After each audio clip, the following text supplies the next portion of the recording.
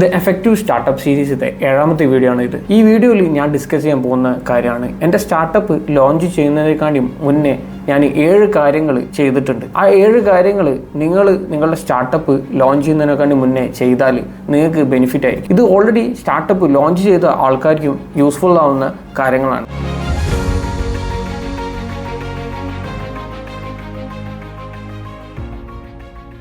First വണ്ണാണ് single founder ഇല്ലാതിരിക്കുക. എൻ്റെ സ്കില്ല് എന്താ വെച്ച് കഴിഞ്ഞാൽ സെയിൽസിലും മാർക്കറ്റിങ്ങിലും ആണ്. അതുകൊണ്ട് തന്നെ എൻ്റെ സ്റ്റാർട്ടപ്പ് ഒരു ടെക്നോളജി റിലേറ്റഡ് സ്റ്റാർട്ടപ്പ് ആയതുകൊണ്ട് തന്നെ ടെക്നോളജിയിൽ സ്കില്ലുള്ള ഒരു ഫൗണ്ടർ എനിക്ക് ഉണ്ടായിരിക്കല് എന്നുള്ളത് നിർബന്ധമായിട്ടുള്ള ഒരു കാര്യമാണ്. എന്നാൽ നമ്മുടെ സ്കിൽസ് ബാലൻസ് ആയിട്ട് പോവുള്ളൂ. നിങ്ങളുടെ സ്റ്റാർട്ടപ്പ് ലോഞ്ച് ചെയ്യുന്നതിനേക്കാളും മുന്നേ ബാലൻസ്ഡ് ആയിട്ട് സ്കിൽസ് ഉള്ള ഫൗണ്ടേഴ്സിനെ നിങ്ങൾ എടുക്കാൻ വേണ്ടിയിട്ട് ശ്രമിക്കുക. സെക്കൻഡ് വൺ ആണ് ഡിസ്ട്രിബ്യൂഷൻ ബിൽഡ് ചെയ്യാൻ വേണ്ടിയിട്ട് ശ്രമിക്കുക. എൻ്റെ സ്റ്റാർട്ടപ്പ് ലോഞ്ച് ചെയ്യുന്നതിനെക്കാളും 2 കൊല്ലം മുന്നേ നമ്മുടെ സ്റ്റാർട്ടപ്പിന് വേണ്ടിയിട്ടുള്ള ഡിസ്ട്രിബ്യൂഷൻ നമ്മൾ ബിൽഡ് ചെയ്യാൻ തുടങ്ങിയിട്ടുണ്ട്. ഒട്ടുമിക്ക എല്ലാ സ്റ്റാർട്ടപ്പും ഫെയിൽ ആവുന്നത് അവർക്ക് സ്റ്റാർട്ടപ്പ് ലോഞ്ച് ചെയ്യുന്ന ടൈമിൽ ട്രാക്ഷൻ കിട്ടാത്തത് കൊണ്ടാണ്, അഥവാ പ്രോപ്പർ ആയിട്ടുള്ള കസ്റ്റമേഴ്സ് കിട്ടാത്തത് കൊണ്ട്. ഓൾറെഡി നമ്മുടെ സ്റ്റാർട്ടപ്പ് ലോഞ്ച് ചെയ്യുന്നതിനെക്കാളും മുന്നേ തന്നെ നമുക്ക് ഡിസ്ട്രിബ്യൂഷൻ ഉണ്ടായതുകൊണ്ട് തന്നെ നമുക്ക് കസ്റ്റമേഴ്സിനെ അക്വയർ ചെയ്യാൻ വളരെ എളുപ്പത്തിൽ തന്നെ പറ്റിയിട്ടുണ്ട്.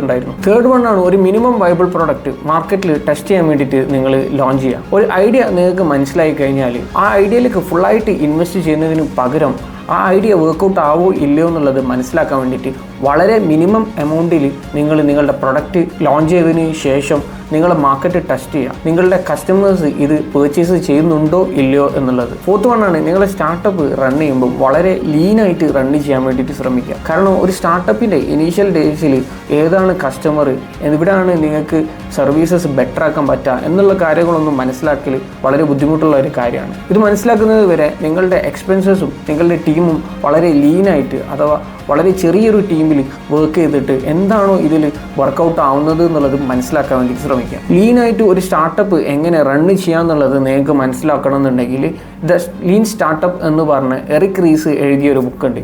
ഈ ബുക്ക് നിങ്ങൾക്ക് വളരെ യൂസ്ഫുൾ ആയിരിക്കും. 5ാമതാണ് build features for your customers. നമ്മുടെ സ്റ്റാർട്ടപ്പിൽ നമ്മൾ ഓരോ കസ്റ്റമേഴ്സിനോടും സംസാരിച്ചതിന് ശേഷം അവർക്ക് നമ്മൾ പ്ലാറ്റ്ഫോമിൽ എന്ത് ഫീച്ചറാണോ വേണ്ടത് എന്നുള്ളത് ചോദിച്ച് മനസ്സിലാക്കിയതിന് ശേഷമാണ് നമ്മൾ ഓരോ ഫീച്ചേഴ്സും നമ്മളെ പ്ലാറ്റ്ഫോമിൽ ലോഞ്ച് ചെയ്യാറ്. ഇതേപോലെ നിങ്ങളും നിങ്ങളുടെ കസ്റ്റമേഴ്സിനോട് സംസാരിച്ച് കഴിഞ്ഞാൽ നിങ്ങളുടെ പ്രൊഡക്റ്റ് കോമ്പറ്റീഷനെ വെച്ച് കമ്പയർ ചെയ്യുമ്പോൾ ബെറ്റർ ആക്കിയിട്ട് നിങ്ങൾക്ക് മാർക്കറ്റിൽ ലോഞ്ച് ചെയ്യാൻ പറ്റുള്ളൂ. 6th വൺ ആണ് നിങ്ങൾ റെഗുലർലി നിങ്ങളുടെ യൂസേഴ്സിനോടും കസ്റ്റമേഴ്സിനോടും സംസാരിക്കുക എന്നുള്ളത്. ഇങ്ങനെ നിങ്ങൾക്ക് സംസാരിച്ച് കഴിഞ്ഞാൽ തന്നെ ഓട്ടോമാറ്റിക്കലി നിങ്ങളുടെ പ്രൊഡക്റ്റ് എങ്ങനെയാണ് ബെറ്റർ ആക്കാൻ പറ്റുക എന്നുള്ളത് നിങ്ങൾക്ക് മനസ്സിലാക്കും. 7ാമത്തേതാണ് നിങ്ങളുടെ സ്റ്റാർട്ടപ്പിൽ വർക്ക് ചെയ്യുന്നവർക്ക് പ്രോപ്പർ ആയിട്ടുള്ള ജോബ് ഡിസ്ക്രിപ്ഷന് മാക്സിമം കൊടുക്കാൻ വേണ്ടിയിട്ട് ശ്രമിക്കുക. ഇനീഷ്യൽ ഡേയ്സിൽ ഒരു സ്റ്റാർട്ടപ്പിനെ സംബന്ധിച്ചിടത്തോളം ഇത് കുറച്ച് ബുദ്ധിമുട്ടുള്ള ഒരു കാര്യമാണ്.